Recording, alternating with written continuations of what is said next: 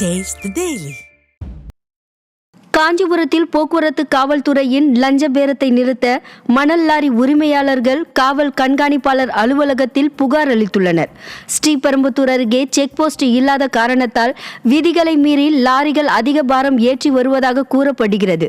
இதனால் தமிழக அரசு வருடத்திற்கு 2400 கோடி ரூபாய் நஷ்டம் ஏற்படுகிறது என்று கூறிய மணல் லாரி உரிமையாளர்கள் சங்கம் தலைவர் யுவராஜ் 10 நாட்களில் 24 மணி நேரம் செயல்படும் 2 செக் போஸ்டுகள் அமைக்க வேண்டும் என்று கூறினார்.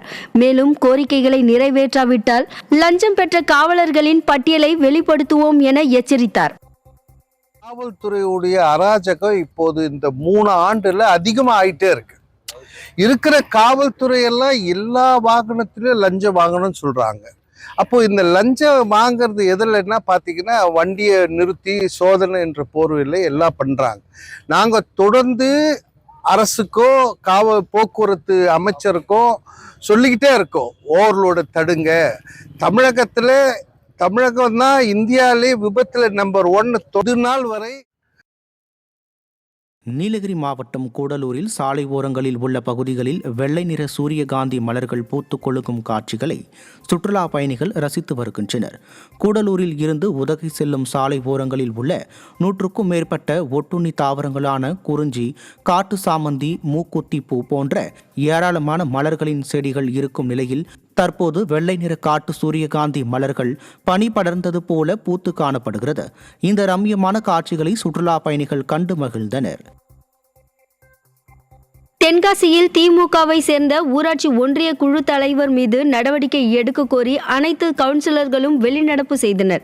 தென்காசி ஊராட்சி ஒன்றிய கவுன்சிலராக அதிமுக கவுன்சிலர் ஒருவர் உட்பட 9 பேர் உள்ள நிலையில் துணைத் தலைவர் கனகராஜ், முத்துப்பாண்டியன் வளர்ச்சி திட்ட பணிகளை எதையும் முறையாக செய்ய அனுமதிக்கவில்லை என அனைத்து கவுன்சிலர்களும் குற்றம் சாட்டினர். இந்த நிலையில் துணைத் தலைவர் கனகராஜ், முத்துப்பாண்டியன் மீதான நம்பிக்கை இல்லாத தீர்மானம் குறித்து நடவடிக்கை எடுக்கும் வரை ஒன்றிய குழு கூட்டத்தில் பங்கேற்பது இல்லை என அதிமுக மட்டுமல்லாமல் திமுகவின் கவுன்சிலர்களும் திட்டவட்டமாக தெரிவித்து வெளிநடப்பு செய்தனர். வயசான மேலே நம்பிக்கையில் தீர்மானம் கொண்டு வந்திருக்கோம். கலெக்டர் ஆஃபீஸில் கொடுத்துருக்கோம், ஆர்டிஓ மெம்பர்ட்டு கொடுத்துருக்கோம். அதுக்குண்டான எதுவுமே எங்களுக்கு தெரியல, அதனால வெளிநடப்பு பண்ணுறோம். எதுவுமே எங்களை மதிக்கிறது இல்லை. அவர் தனிச்சாவே செயல்பட்டு இருக்காரு. கோவை மாவட்டம் மேட்டுப்பாளையம் சட்டமன்ற தொகுதியில் புதிதாக கட்டப்பட்ட சமுதாய கூடத்தை அதிமுக சட்டமன்ற உறுப்பினர் ஏ.கே. செல்வராஜ் ரிப்பன் வெட்டி திறந்து வைத்தார். முடுதுறை ஊராட்சியில் எம். கவுண்டம்பாளையம் ஏடி காலனியில் மக்களின் நீண்ட நாள் கோரிக்கையான சமுதாய கூடத்தை 36,80,000 ரூபாய் மதிப்பீட்டில் மேட்டுப்பாளையம் அதிமுக சட்டமன்ற உறுப்பினர் ஏ.கே. செல்வராஜ் பூமி பூஜை போட்டு துவக்கி வைத்த நிலையில் பணிகள் முடிந்து பயன்பாட்டிற்காக சமுதாய கூடத்தை திறந்து வைத்து மக்களின் கோரிக்கையை நிறைவேற்றினார். இந்நிகழ்ச்சியில் கழக நிர்வாகிகள் பலர் கலந்து கொண்டனர். கிருஷ்ணகிரி மாவட்டம் தேன்கனிக்கோட்டை அருகே மின்சாரம் தாக்கிய 5ஆம் வகுப்பு மாணவி உயிரிழந்தார். தாவரக்கரையை சேர்ந்த கிருஷ்ணன் என்பவரின் மகள் திவ்யா ஸ்ரீ 5ஆம் வகுப்பு படித்து வந்தார். இந்த நிலையில் கழிவறை சென்றபொழுது அங்கிருந்த மின்வயரை தொட்டதில் மின்சாரம் பாய்ந்து சம்பவ இடத்திலேயே உயிரிழந்தார். இது தொடர்பாக விசாரணை மேற்கொண்டதில் வீட்டின் அருகே யானை வராமல் தடுக்க அமைக்கப்பட்டிருந்த மின்விளக்கின் வயரில் மின்கசிவு ஏற்பட்டது தெரியவந்தது. வேலூர் மாவட்டம் குடியாத்தத்தில் கட்டப்பட்ட கழிவுநீர் கால்வாய்க்கு வட்டார வளர்ச்சி அலுவலகத்தில் டெண்டர் விடுவதால் பொதுமக்கள் அதிர்ச்சி அடைந்தனர். மோடிக்குப்பம் பஞ்சாயத்துக்கு உட்பட்ட கழிவுநீர் கால்வாய், புதிய சாலை மற்றும் பழுதான சாலைகளை சீரமைப்பது உள்ளிட்ட வேலைகளுக்கான டெண்டர் குடியாத்தம் வட்டார வளர்ச்சி அலுவலகத்தில் விடப்படுவதாக அறிவிப்பு வெளியானது. இதில் 2 மாதத்துக்கு முன் கட்டப்பட்ட கழிவுநீர் கால்வாய்க்கு டெண்டர் விடுவதாக அறிவிக்கப்பட்டது அதிர்ச்சியை ஏற்படுத்தியதால் இதுகுறித்து ஆய்வு செய்ய வேண்டும் என அந்த பகுதி மக்கள் வேலூர் மாவட்ட ஆட்சியருக்கு கோரிக்கை வைத்துள்ளனர். அப்புறம் நாங்கள் கேட்டால் இன்றைக்கி தான் டெண்டரே வைக்கிறேன், 2 மாதத்துக்கு முன்னே முடிஞ்சிருச்சு அப்படின்னு சொல்கிறாங்க. இது இங்கே மட்டும்தானா இல்லை குடியாத்தம் ஃபுல்லாவா? இது அதிகாரிங்க யார் இந்த ஒப்பந்ததாரருக்கெல்லாம் அதிகாரம் யார் கொடுத்தாங்க கட்ட சொல்லி? கட்டி முடிஞ்சிட்டதுக்கு டெண்டர் வைக்கலாமா? இது சாத்தியமா?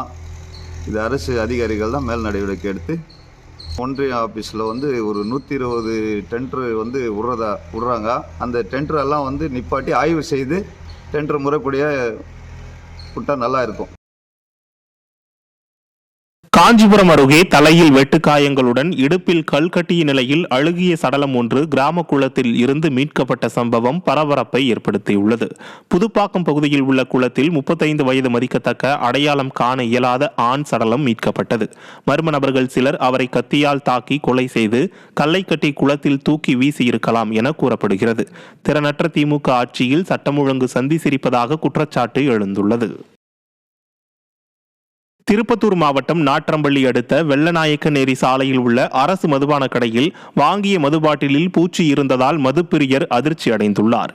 மாமுடி மானப்பள்ளி கிராமத்தைச் சேர்ந்த ஸ்ரீதர் என்பவர் 510 ரூபாய் கொடுத்து மதுபாட்டில் ஒன்றை வாங்கினார். மதுபாட்டிலை திறந்து பார்த்தபோது அதில் பூச்சி இருந்ததைக் கண்டு அதிர்ச்சி அடைந்தார்.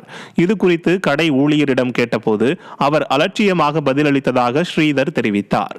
மேலும் மதுபானம் தயாரிக்கும் அனைத்து தொழிற்சாலைகளில் சரியான முறையில் மதுபானம் தயாரிக்கப்படுகிறதா என ஆய்வு செய்ய வேண்டும் என மதுப்பிரியர்கள் வலியுறுத்தியுள்ளனர். ராணிப்பேட்டை மாவட்டம் அரக்கோணம் அருகே மாற்றுத்திறனாளிகளுக்கு வழங்க கட்டப்பட்டு வரும் தொகுப்பு வீடுகளை அதிமுக துணை கொறடாவும் அரக்கோணம் சட்டமன்ற உறுப்பினருமான சு ரவி நேரில் ஆய்வு செய்தார். சேந்தமங்கலம் அடுத்த ஆட்டுப்பாக்கத்தில் மாற்றுத்திறனாளிகளுக்கும் கண் பார்வையற்ற 8 பேருக்கும் என மொத்தம் 26 தொகுப்பு வீடுகள் கட்டப்பட்டு வருகிறது. இந்த பணிகளை அதிமுக துணை கொறடாவும் அரக்கோணம் சட்டமன்ற உறுப்பினருமான சு ரவி நேரில் ஆய்வு செய்தார்.